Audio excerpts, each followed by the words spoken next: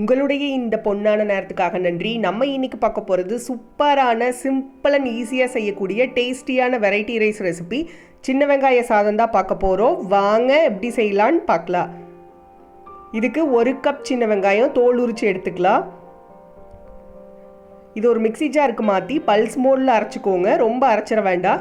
இல்லை பொடியாக cut பண்ணுறதுனாலும் cut பண்ணிக்கலாம், நம்மளோட ஆப்ஷன் தான். அடுத்து ஒரு பேனில் எண்ணெயை சூடு பண்ணிக்கலாம்.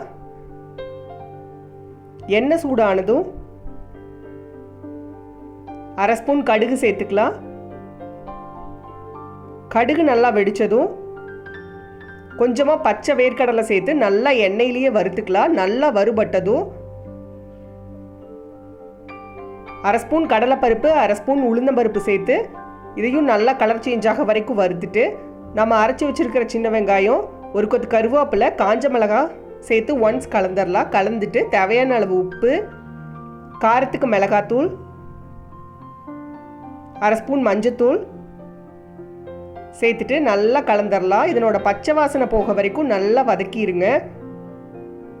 நீங்கள் வெங்காயத்தை பொடியாக கட் பண்ணி போட்டிருக்கீங்கன்னா வெங்காயம் வேகிற அளவுக்கு நல்லா வதக்கிடணும்.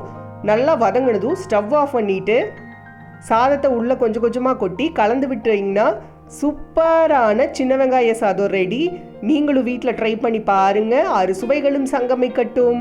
அனைவரது இல்லங்களிலும்